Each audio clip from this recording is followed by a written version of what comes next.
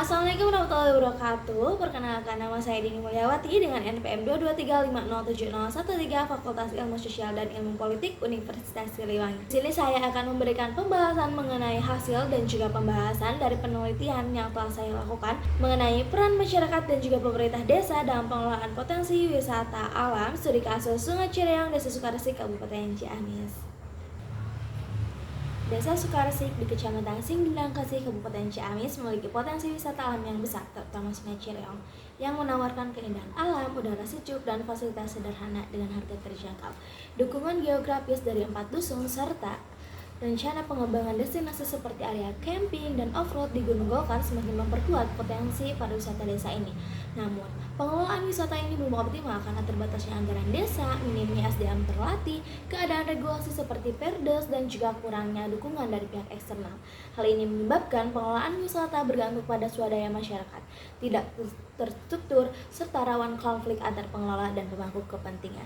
Untuk itu, perlu diperhatikan langkah strategis seperti pembentukan struktur dan pengelolaan resmi pelatihan SDM, penyusunan regulasi pendukung, serta sinergi antar masyarakat, pemerintah desa, pihak luar, termasuk promosi digital dan kerjasama dengan agen wisata. Jika dikelola dengan terstruktur dan inklusif, pariwisata Desa Sukaresik berpotensi meningkatkan ekonomi masyarakat dan menjadi destinasi unggulan di Kabupaten Ciamis.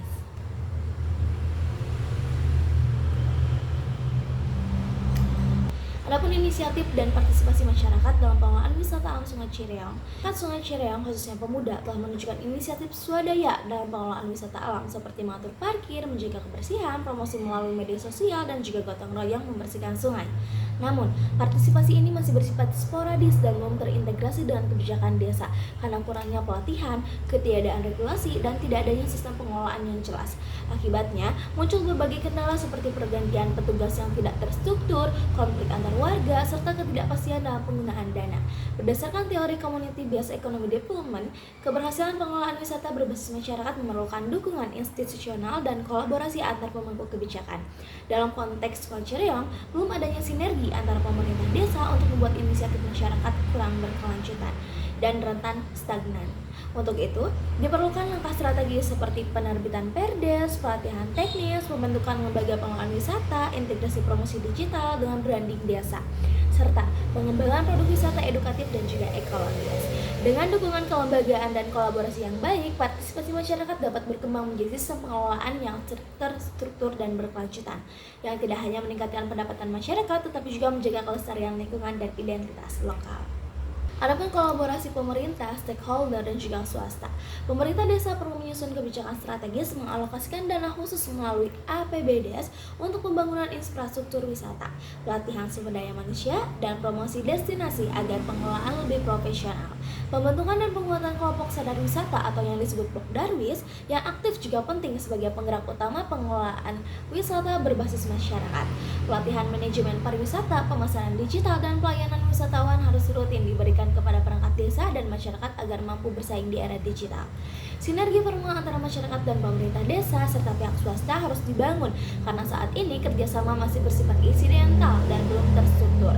Kolaborasi ini diperlukan agar terjadi pembagian peran yang jelas, pemanfaatan sumber daya yang efisien, serta inovasi pengelolaan wisata.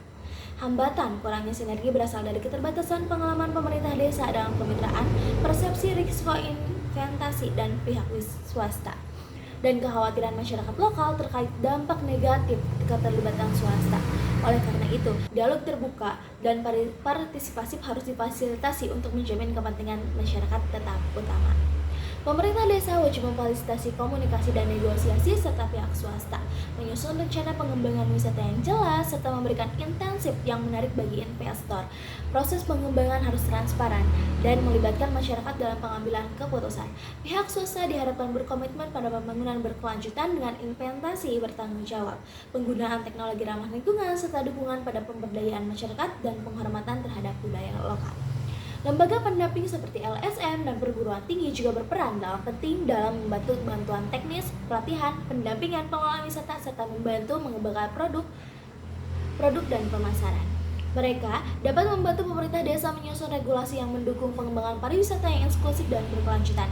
Dengan kolaborasi yang kuat dan terstruktur antar semua pihak, potensi wisata Sungai Cireong dapat dikembangkan secara optimal, memberikan manfaat ekonomi, sosial, dan lingkungan yang berkelanjutan, serta meningkatkan daya saing dan citra positif destinasi wisata di masa depan. Strategi penguatan pengelolaan wisata alam. Berdasarkan hasil temuan lapangan dan kajian literatur, terdapat 5 strategi utama yang dapat diimplementasikan untuk memperkuat pengelolaan wisata alam secara berkelanjutan, inklusif, dan berorientasi pada masyarakat lokal. Strategi pertama adalah pembentukan Pokdarwis atau yang disebut kelompok sedar wisata yang difasilitasi secara aktif oleh pemerintah desa. Pokdarwis berfungsi sebagai motor penggerak pengelolaan wisata di tingkat desa, memungkinkan masyarakat terlibat langsung dalam pencernaan, pelaksanaan, dan evaluasi kegiatan wisata. Pemerintah desa perlu memberikan dukungan berupa pendanaan awal, pelatihan, serta legitimasi kelembagaan agar Pokdarwis dapat berjalan efektif dan profesional.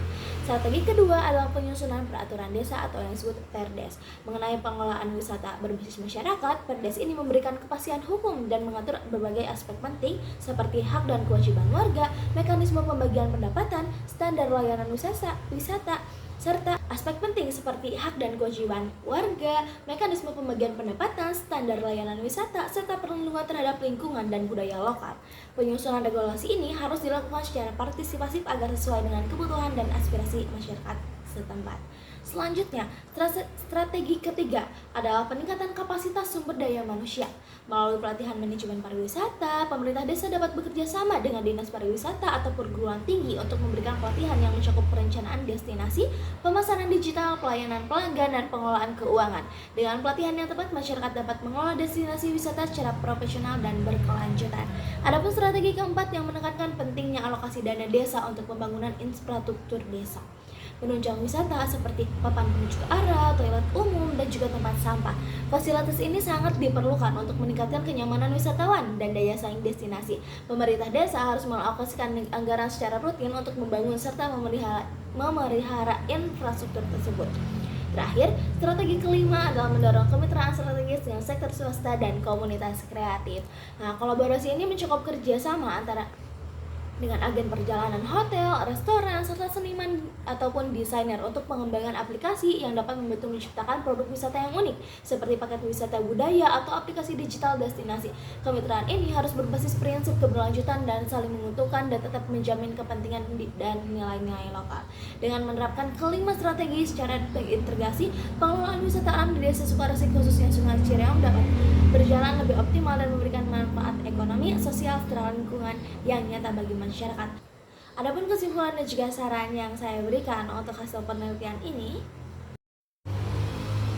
berdasarkan hasil penelitian yang telah dilakukan, dapat disimpulkan bahwa potensi pengelolaan wisata alam di Desa Sukaresik khususnya Sungai Cireong masih belum optimal. Pemerintah desa belum menunjukkan peran yang signifikan dalam mendukung pengembangan wisata baik dari segi kebijakan, kelembagaan maupun alokasi anggaran.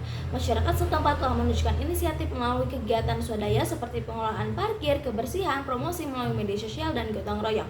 Namun, inisiatif tersebut belum terintegrasi dalam sistem kelembagaan yang kuat dan masih menghadapi tantangan dalam hal kapasitas manajerial, regulasi, serta konflik kepentingan internal.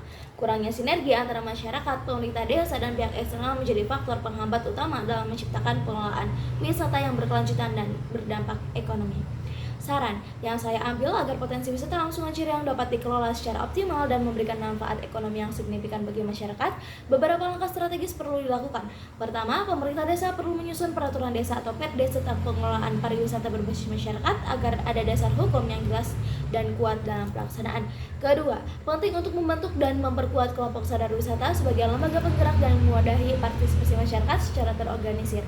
Ketiga, pemerintah desa perlu mengalokasikan anggaran khusus dari dana desa untuk pengembangan wisata, terutama dalam membangun infrastruktur dasar dan pelatihan sumber daya manusia.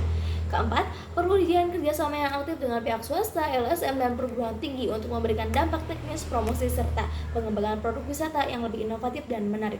Terakhir, penting untuk menjaga kesinambungan antara pelestarian lingkungan, kearifan lokal, dan pembangunan ekonomi melalui pendekatan kolaboratif dan inklusif. Demikian, Desa Sukaresik dapat tumbuh menjadi destinasi wisata berbasis komunitas yang berdiri, berdaya saing, dan berkelanjutan. Dan hasil dan pembahasan serta kesimpulan dan juga saran yang saya berikan dalam penelitian yang berperan masyarakat dan pemerintah desa dalam pengelolaan potensi wisata alam, studi kasus Sungai Cireang, Desa Sukaresik, Kabupaten Ciamis. Terima kasih.